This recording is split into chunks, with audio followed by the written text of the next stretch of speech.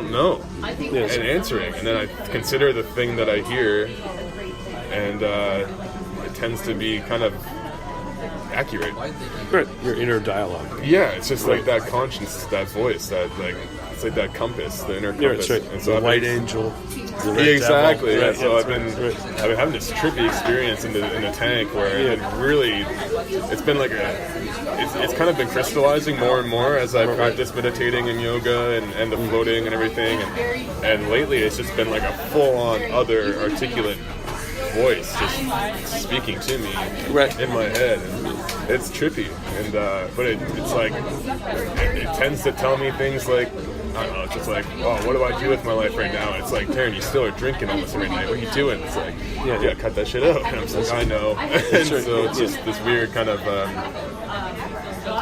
beacon. Yeah. That's right. You're a little beacon. Well, it's always good to cut down on the drinking. Yeah, oh yeah. I went a few months without drinking earlier in the fall. And yeah, it was good. It was. I've never been much of a drink. I've been really lucky, knock on wood, but I've never really been drawn too much to drinking.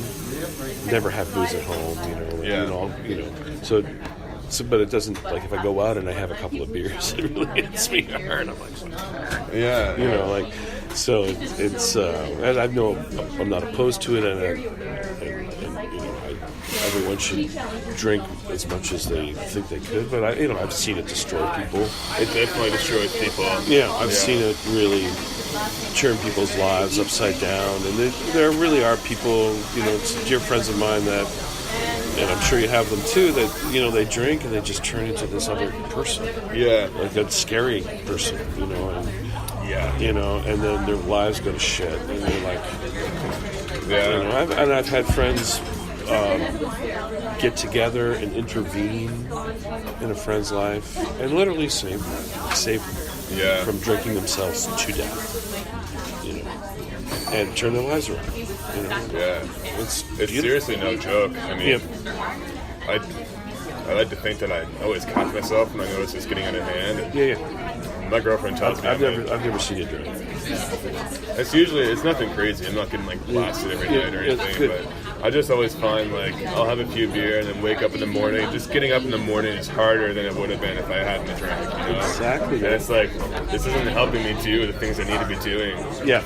I should just, let it be an occasional celebratory thing. And so, that's the key word, is this, the celebrate. It's like, I'm going to have a couple of drinks tonight because I haven't had a beer for 2 weeks. I'm like, I haven't had time. I just, I don't want to go. I'm just sick of going out. I don't want to see anybody. I'm just like, I don't need to drink. But then there'll be times it's like, okay, I didn't go for a beer. Okay. Make sure you come back. Yeah, exactly. I think it was bad when so I had a long-term girlfriend that I was living with in college, and we had been together for years, and we were living together for a couple of years, and eventually that whole thing fell apart. Right. And it was really just the result of us heading in different directions. Sure. Yeah. In high school, like, everyone has everything in common just about. And so it's easy for high school kids to stay together, I think.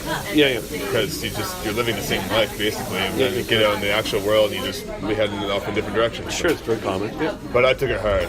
I took it really hard. Yeah. And there was months on end where I was just like blasted out of my mind on weed every single day, drinking every single day more than I should have, and that's just I'm on the upswing from that, I think, and that's part of the reason why I went on the road, is because that devastated me so hard. Right.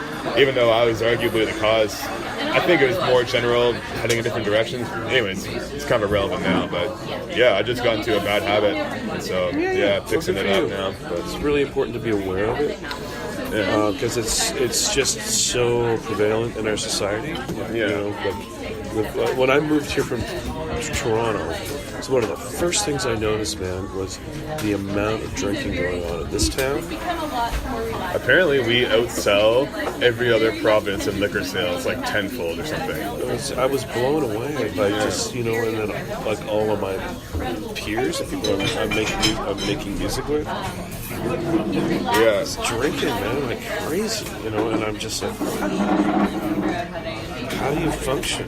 And every single day you're like putting them back, And some people, and again, it's a constitutional thing. It's an individual thing. Some people really can handle it better than others. That's for sure. They really can. Their liver doesn't get affected. They could drink 24 beers and you wouldn't even know. Yeah, I got friends like that for sure. They're not. You wouldn't even know they were drunk. Yeah. They would tell you they're drunk, and you'd be like, "Well, why?" Yeah.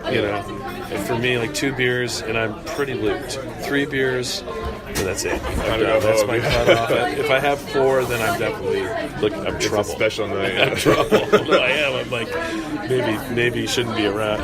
Should go home. Yeah.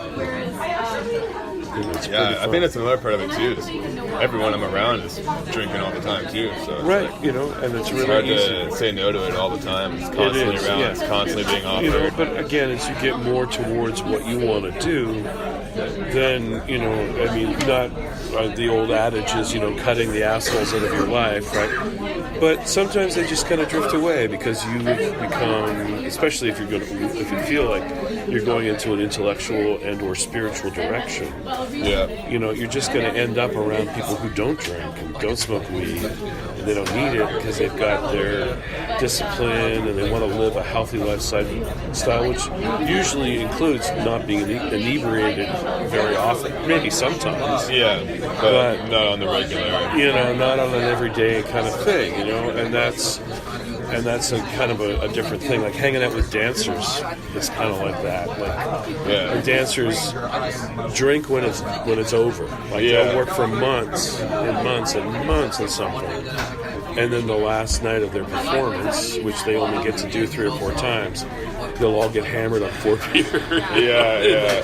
And that's it. And then they won't even touch it for another 6 months as they get their.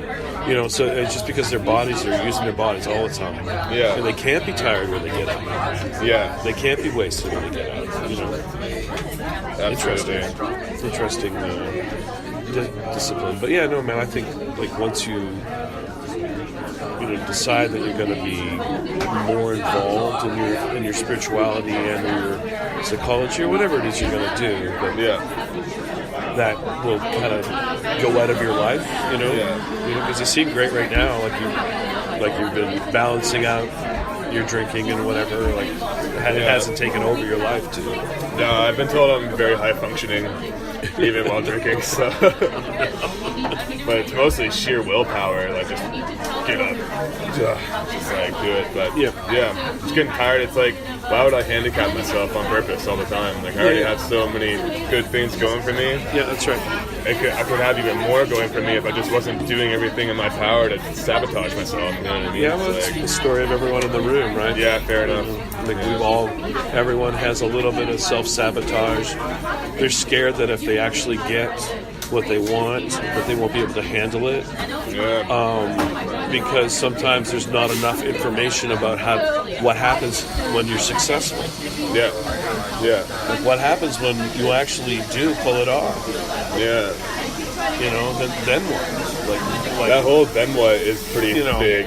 It's a big question. It's oh man, I really gotta find the next mission, I think. Finding that next mission and then getting up the gumption to do that next mission. Whether it's a life-changing thing or it's just part of how you've been developing and it's just a little bit more. And I've seen it myself. I've seen it in friends where there is a bit of a thing that happens when you succeed at your goal and you get it and you're able to then you've really stepped off the cliff. Yeah. It's okay.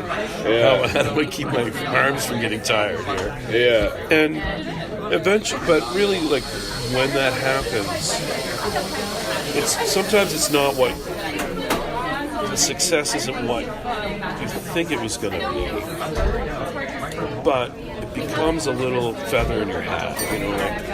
It's people take notice of the fact that you have achieved something, and will welcome you into whatever guild or whatever kind of thing it is that you want to do and the people that you want to be around. And that's sometimes what a goal will deliver to you, is that you're you mean I get to be in this club now? It's it's good. Yeah, for sure. Yep. Yeah, I think one of the things that I've been learning from these psychology lectures has been most of people's positive emotion gets regulated by the fact that they have a valued goal that they can see themselves heading towards. And that's when people are happy. So it totally makes sense what you're saying. Once you get it, then you're not moving towards a goal, which is when we get all that dopamine, serotonin kick going. Yeah, that's right. And that's also why like alcohol and cocaine are so dangerous, is because they act under those receptors that are there to get you motivated towards a goal that you value. And but when you just snort some shit up your nose and it gives you that feeling, then why do anything else, right? Yeah, I'm totally against that stuff. Yeah, never touched it. I did it once, and that was fun. That was funny. So I was like, I told my roommate, it's like, don't ever let me do that again. No, don't. No. It's not even I didn't get it. I was like, really? What's the fuss about? And all that happened was my face went numb, and I was just like, okay. Yeah. It was just, I knew what was going to happen, which is like that devil on your shoulder the whole time. Yeah, he's telling you like the excuses why you should keep doing the bad things you're doing. Yeah. And so I was just like, I did it, and like, I'm already a really high energy person. Yeah. And if I get really riled up and liquored with a bunch of my good buddies, I just get like, I just want to run around and wreak havoc. And I knew that throwing cocaine in the mix would just not be a good idea. Oh my God. Anyway, so then we did, and then me and my buddies, we were just like running around the city, like wrestling in this. It was pouring rain the whole time too, and we were like slipping, sliding on the pavement. It's ridiculous. I lost my phone, my sweater, and my keys. It was just like, yeah. And then the next day was like a nuclear explosion perpetually going off in the center of my head. It's like, wow, that's not worth it. Holy fuck. No, it's just not. But people do it all the time. Man. Yeah, it's crazy. I've literally lost friends to it, and watched friends lose their lives, their livelihood around it. Yeah. I'll never go near it. It's like the devil. Well, it is, and it really is like a kind of a boiled down example of how bad capitalism really is. Because it's like, it's taken right out of a land of extreme poverty. Yeah. There's nothing but guns and trouble around it. It's like there's warfare around it. It really is designed to the people who produce it never see the money that is generated from it. They're still poor as hell. Yeah. And it's totally tied to criminality that I don't want anything to do with. It usually involves, it's not just guns and money and drugs, but there's other bad stuff involved in there too. And it's just like, wow, like how could you go anywhere near that shit? Because it's really like it's just a stratification of all the bad. Yeah, you're right, man. Yeah, and it never does that. It's not good for you. It never does anyone any good. It just, it's weird. Weird how people get addicted to it. Yeah, it just plays like the same way that some people just get lost to alcohol. I think they get hooked on that. And I found this with marijuana even too, because people are always crowing on about how it's not addictive. But I think people can get addicted to anything that makes them feel good. It's like you're feeling pain, you're feeling sad, feeling depressed. Take a little puff of that, it all goes away. How could that not get habitual for some people? It does get habitual. Yeah. I think that the non-addictive stuff comes into play when, well, for me anyway, if I don't, I might want to have it, but it's not a physical need. I'm not going to go break into somebody's house to get the money to go. Your body's not going into shock if you don't get it. Yeah. My brain a little bit maybe, but but I can deal with that. It's like, okay. Fun, I got some friends though that like if they don't got a little bit of weed in them every day, you don't want to be near them because like it's just who knows? I mean, I don't know if you know enough about individual people's chemistry and how a substance might affect each person. Exactly, it is really an individual thing. I have buddies of mine who are totally into just doing a little tiny bit. Yep. First thing in the day. They eat it, right? 'Cause